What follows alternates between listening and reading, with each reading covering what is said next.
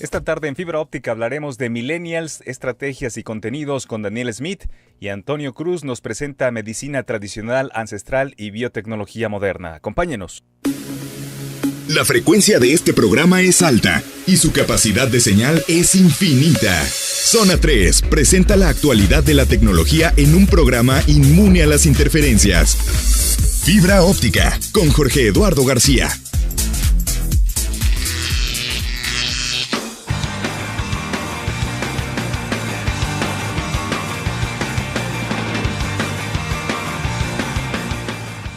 ¿Cómo están? Bienvenidos a Fibra Óptica. Soy Jorge Eduardo García. Les invito a que se queden aquí en la frecuencia 91.5 FM, Zona 3. Recuerden que para estar en contacto con el programa tenemos nuestra línea WhatsApp 33 18 80 76 41, los teléfonos en cabina 31 22 42 00 y terminación 66, y las redes sociales donde nos encuentras como Zona 3 Noticias y Fibra Óptica 91.5. Hoy vamos a estar hablando con Daniel Smith acerca de millennials, estrategias y contenidos. Daniel, te saludo con mucho gusto. Adelante con el tema. ¿Qué tal, Jorge? Sí, buenas tardes a todos. El tema que voy a tratar el día de hoy se trata de cuáles son las estrategias, tanto de contenido como de comunicación, que se deben tener con los millennials. Pues la verdad es algo importante, son características que llaman la atención. De alguna otra manera, hemos visto que ahora los millennials son los que de alguna forma determinan cómo vienen o qué están buscando las marcas en un futuro, cómo se piensan posicionar, sobre todo qué productos y servicios ofrecer. Y es algo que, pues, por obvias razones, pues resulta bastante importante. En este contexto, primero me gustaría, para muchas de las personas que a lo mejor no están familiarizados con el término millennial, vamos a explicar qué son, pero antes de llegar a eso, les voy a primero explicar, pues obviamente, de dónde salen los millennials. Y primeramente tenemos que se acuñó un nombre para alguna generación. Los primeros en acuñar un nombre fueron los baby boomers. Los baby boomers, que son las personas nacidas de entre 1946 y 1964, a ellos ya les tocó el teléfono como tal, los automóviles, obviamente ya en producción con marca y en masa, los periódicos, las noticias de entrega inmediata, la televisión, por supuesto, y los medicamentos en tipo, pues ya en cualquier tienda, no en una farmacia como tal. Son llamados así por el repunte de la natalidad, y sus principales preocupaciones están relacionadas con el bienestar material y la cultura offline, básicamente. Después tenemos de los baby boomers la generación X, que son los nacidos entre 1965 y 1980, muy bien formados, son víctimas del consumismo desenfrenado de los años 80, que fue cuando más auge de fuerza se tuvo. También llamados mileuristas, y carecen de conciencia social y sufren de inmadurez. A ellos ya les tocó los primeros teléfonos celulares, las primeras computadoras, obviamente también cuestiones de noticias en medios un poco ya más de uso general, tanto por televisión por cable, televisión por satélite, etcétera, ¿no? Después tenemos la generación Y, que son los nacidos entre 1980 y 1999. También llamados generación Peter Pan, han retrasado mucho de los ritos propios de la edad adulta. Muchos viven con sus padres, son independientes y comprometidos, y también llamados los millennials. O sea que si tú eres una generación Y, eres un millennial. Y después, como tal, viene ya enteramente los millennials, que vienen los que son nacidos entre el año 2000 y 2020, al cual todavía no llegamos, y también ligados a la tecnología, no valoran el trabajo y el dinero como las generaciones anteriores, rechazan los estudios regalados, y confían en sus propias capacidades por encima de todo. Entonces ahí lo vemos, los millennials como tal vienen a ser personas nacidas entre el año 2000 y el 2020, que apenas estamos a 3 años de él, pero pues obviamente ya se les considera como los que van a cambiar el mercado, así como en su momento lo cambiaron los baby boomers, que fueron los primeros con esta denominación por su generación. Ahora los más importantes son los millennials, que vienen obviamente a formar la masa de consumo más importante en el mundo para los años venideros. ¿Qué quieren? Bueno, son características muy importantes, principalmente qué quieren, cómo compran y qué es lo que buscan. Podemos decir que quieren conocer sus mecanismos profundos, sus hábitos de consumo y motivaciones, que obviamente esto hace determinar o conocer qué necesidades y qué contenidos son los que ellos están buscando. Por ejemplo, sus fuentes o ellos lo que comentan de alguna manera es que sus fuentes o sus opiniones están propiciadas por el acceso a las redes sociales en las que se expresan de manera muy libre, ¿no? Y lo hacen de manera también ya nativa. El individualismo genera cierto grado de aislamiento social y tienen dificultades para relacionarse con otras personas. Sin embargo, pueden crear rápidamente comunidades online y generar contenidos o medios de comunicación con otras personas, pero de forma totalmente y únicamente electrónica. Rechazan la formación universitaria o la formación como la tenemos hasta ahora estructurada. Obviamente están influenciados por el éxito de algunos profesionales tecnológicos que dejaron sus estudios o dejaron la universidad, como tal es el caso de Bill Gates o también de Mike Zuckerberg. Entonces, pues son características que ellos admiran, sobre todo para los nuevos negocios. La pérdida de los valores familiares, pues obviamente es una característica que los determina, y esto se da a través de los profundos cambios estructurales, la distancia de estos cambios que generan con otras, que dan o que generan con diferentes generaciones. Curiosamente a esto, pero muchos viven con sus padres, a los que ven más como caseros que como puntos de referencia, así, o sea, vivo con él, es el que pues aquí está, él es el dueño de la casa, pero más que seguir su ejemplo de decir, pues de alguna otra manera pues es un punto de referencia. El ocio y los amigos se sitúan por encima del dinero o el bienestar material, y al contrario que la generación anterior, pues le dan más pesos a esto, ¿no?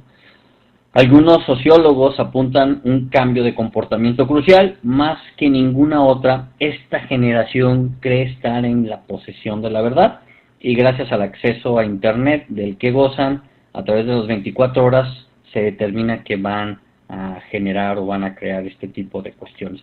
Entonces, pues si vemos estas características muy generales sobre los millennials, ¿qué es lo que quieren? Pues vemos obviamente que están preocupados por su persona, no toman las reglas por sentado, buscan o toman en cuenta mucho la opinión de sus similares. Las redes o los medios electrónicos son cruciales, es uno o su principal método de comunicación, y de la misma forma, por el tipo de comunidades que están generando y la transformación en la sociedad y la cultura que se está viniendo, podemos observar de alguna manera que ellos van a ser lo que hizo en su momento la generación de los baby boomers, van a ser en su momento los millennials. Información importante la que nos da el doctor Daniel Smith acerca de los millennials, estrategias y contenidos. Vamos a hacer una pausa y regresamos para seguir abordando el tema.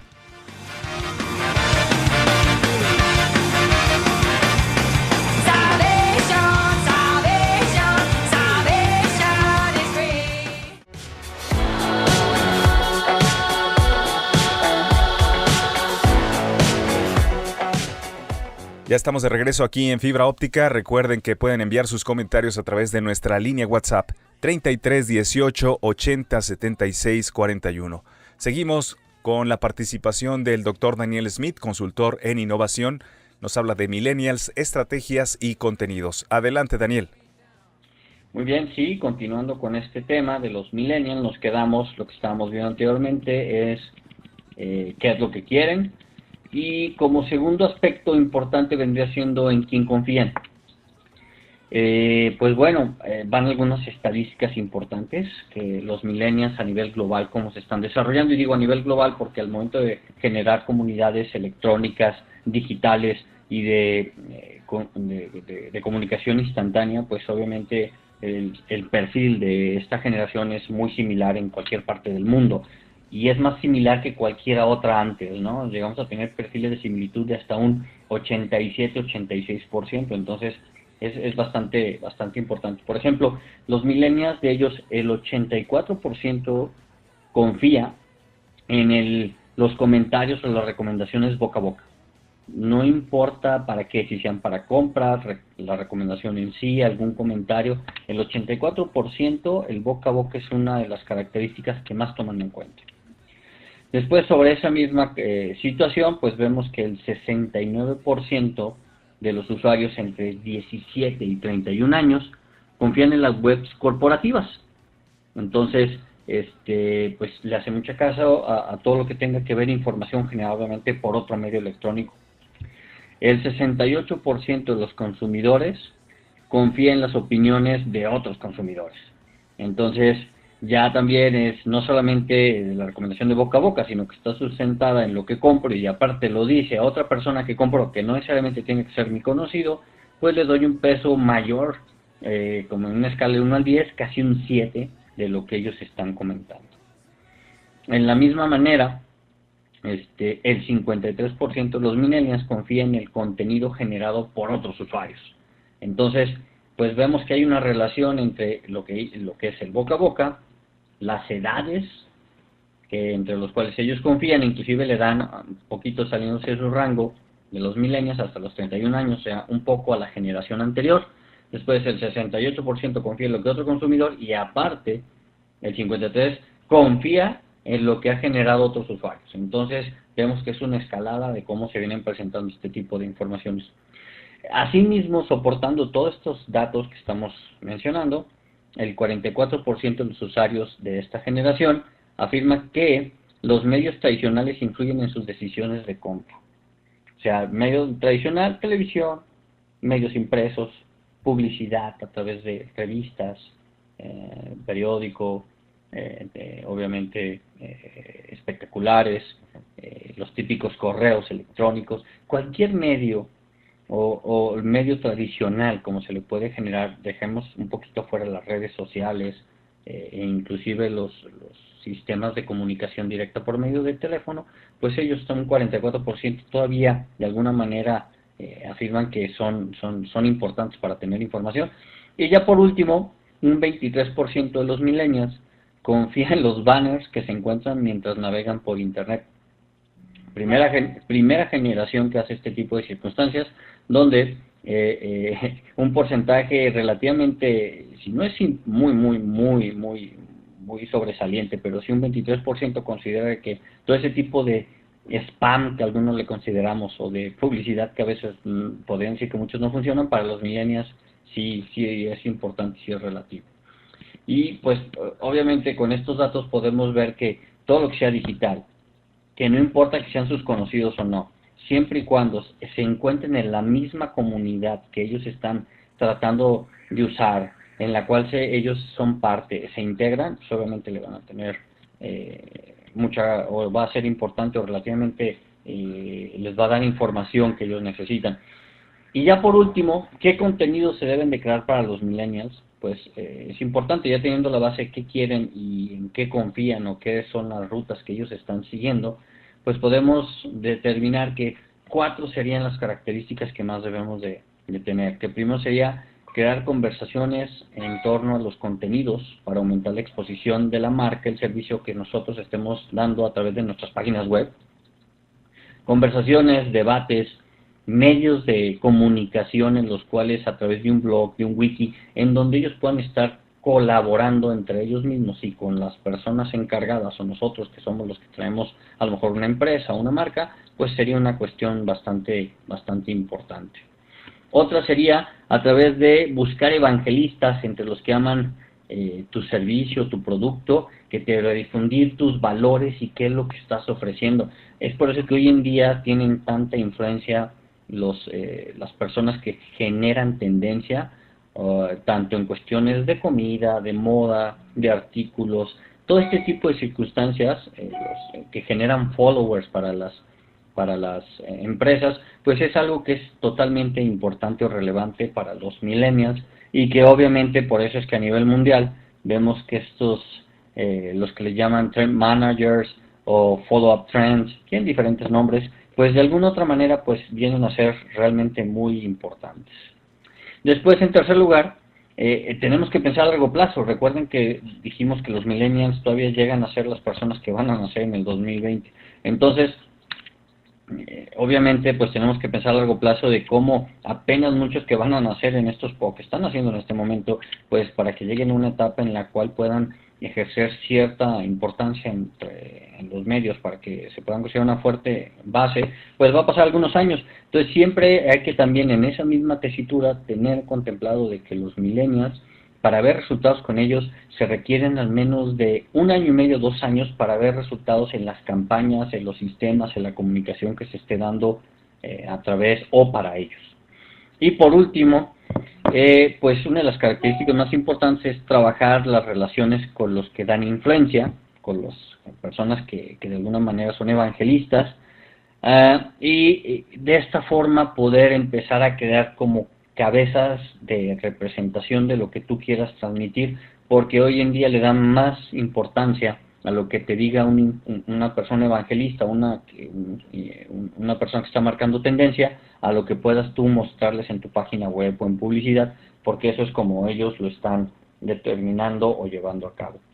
Pues muchas gracias, Jorge. Con esto espero que les sirva un poquito la información y sobre todo las estadísticas de qué quieren, qué buscan, cómo nos debemos de fijar en esta nueva generación que va a venir a ser los nuevos baby boomers de la historia moderna, sobre todo el consumismo moderno para aquí a nivel global, y que obviamente van a cambiar todo este tipo de circunstancias.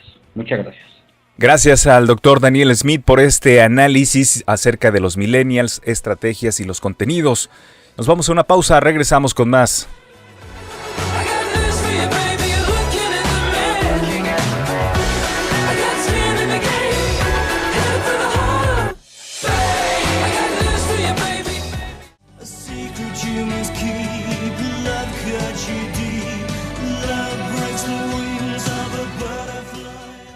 Ya estamos de vuelta con ustedes aquí en Fibra Óptica. Es momento de hablar de biotecnología y para esto hacemos contacto hasta donde se encuentra Antonio Cruz, biotecnólogo.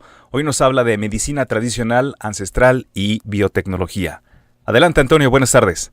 Muy buenas tardes, Jorge. Pues aquí con el placer y siempre de saludar al auditorio que muy amablemente nos hace favor de enviarnos sus sugerencias. Hoy vamos a hablar de algo interesante, que es cómo, a la luz de la biotecnología moderna, lo ancestral que antes pudiera haber sido cuestionado por el rigor científico, empieza no solo a tener sentido, sino una suerte de reconciliación. Mira, desde el origen de la humanidad, cuando el hombre primitivo migró de otras tierras desde África, se llevó consigo un origen que podemos encontrar en cosas comunes en las diferentes culturas ancestrales, Jorge, ya sea africanas, europeas, asiáticas y americanas. El desarrollo científico-tecnológico de las diferentes culturas fue definiéndose en cada región de acuerdo a ciertos preceptos, conceptos y prácticas. Hoy día es claro, en lo formal universal, que la ciencia y la tecnología es regida, evaluada, aceptada o rechazada por el famosísimo método científico, que pues tú debes de conocer bastante bien, ¿verdad? El origen del método científico actual se remonta a la antigua Grecia con Aristóteles, quien evolucionó el empirismo integrando métodos analíticos más o menos alrededor del 3020 a.C. Este método científico se consolida con René Descartes alrededor del 1620. Es decir, Jorge, 1900 años después. Es decir, tardó en su maduración casi 2 milenios. El método científico tiene un rigor basado en la observación como inicio, donde desde luego no solo interviene la vista, sino todos los sentidos, y hoy día los instrumentos con los que contamos, que tienen un alcance mucho mayor que nuestros propios sentidos.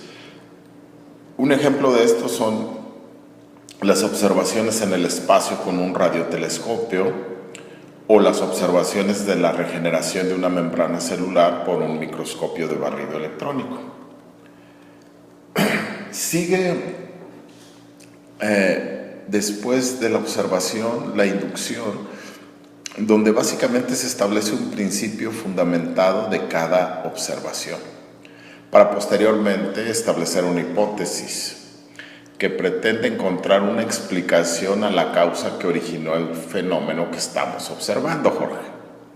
La hipótesis será retada por la experimentación, que invariablemente, eso sí, deberá tener dentro de sus diferentes herramientas analíticas que se expresan con datos y números con magnitudes y escalas que son posibles de medir a precisión y significancia por los instrumentos tecnológicos con los que contemos. Si no, no vale.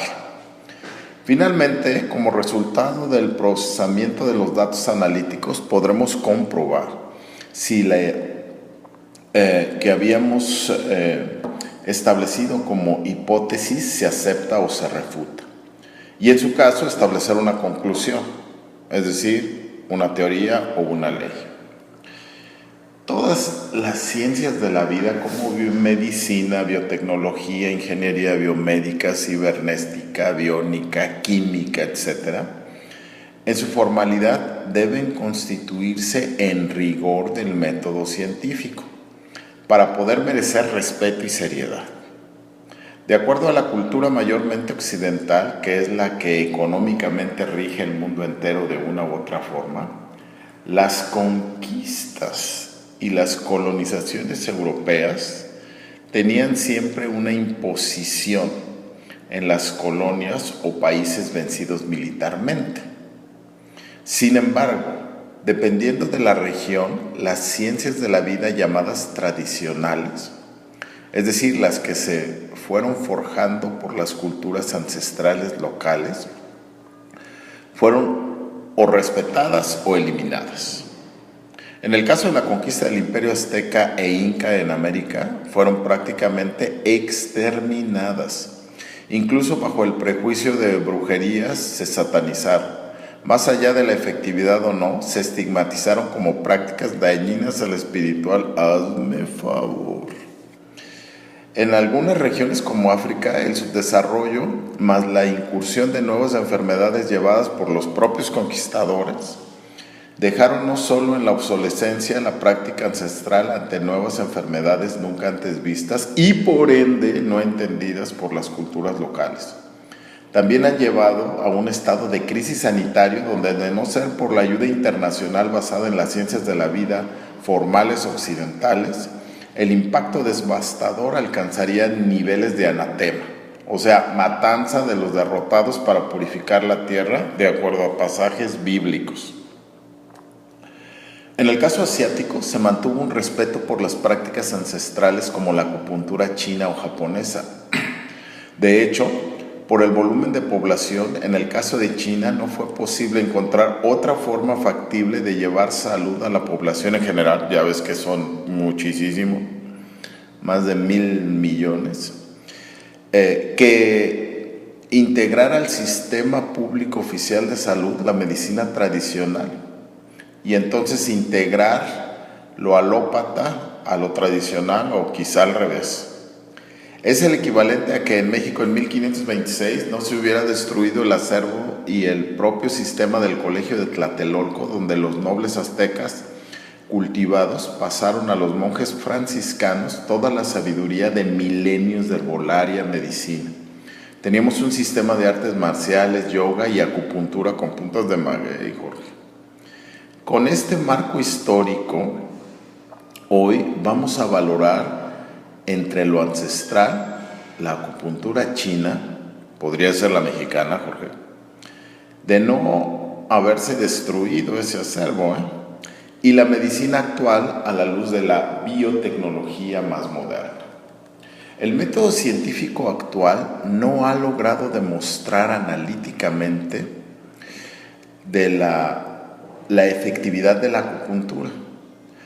Esto porque la acupuntura está basada en una serie de meridianos energéticos que literalmente dicen cruzar el cuerpo humano correlacionando órganos, sentimientos e incluso pensamientos. Y aquí, Jorge, es donde entramos en el esotérico mundo a juicio del rigor científico. Sin duda fascinante lo que nos comentas, Antonio, esto de la medicina tradicional, ancestral y la biotecnología. Vamos a hacer una pausa, les recordamos nuestra vía de contacto en WhatsApp, 33 18 80 76 41 para que nos envíen sus comentarios.